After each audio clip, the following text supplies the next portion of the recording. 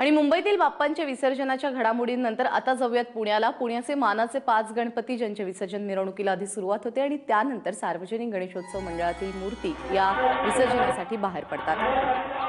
लक्ष्मी रोडवरून या मिरवणुका अलका चौकाच्या दिशेने मार्गस्थ होतात। ढोल ताशांच्या गजरामध्ये या मिरवणुका सुरू आहेत आणि रस्त्यावरती चौकामध्ये भाविकांची देखील मोठी गर्दी झाल्याचं पाहायला मिळतंय।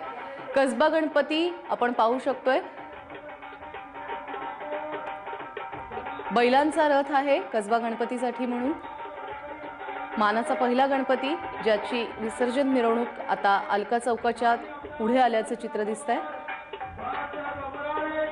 गेल्या वर्षी मानाच्या 5ही गणपतींनी कृत्रिम तलावामध्ये हौदात विसर्जन केलं होतं आणि यावर्षी देखील अशाच पद्धतीने पर्यावरणपूरक गणेश विसर्जन केलं जाणार आहे मानाच्या 5ही गणपतींकडून।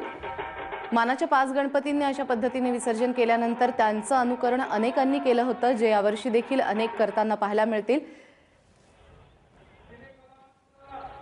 त्याचबरोबर अलका चौकात आपण आहोत आता।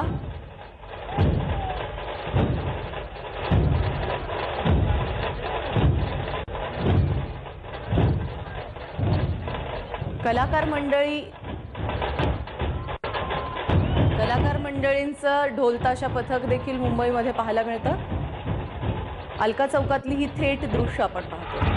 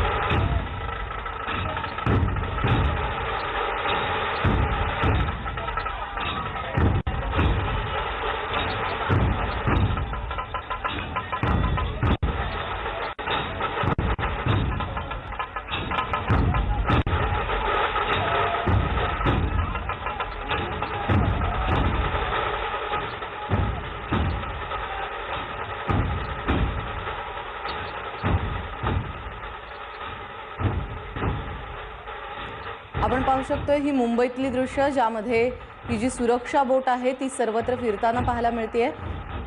विसर्जनासाठी आतमध्ये ज्या छोट्या छोट्या बोटी जातात त्यांच्यावरती नजर ठेवण्याचं काम या रडारच्या माध्यमातून केलं जातंय। एक बोट आपण पाहू शकतोय, या ठिकाणी छोटी बोट पलटलेली आहे आणि त्यांनाच वाचवण्याचं काम या सुरक्षा बोटीकडून केलं जातंय।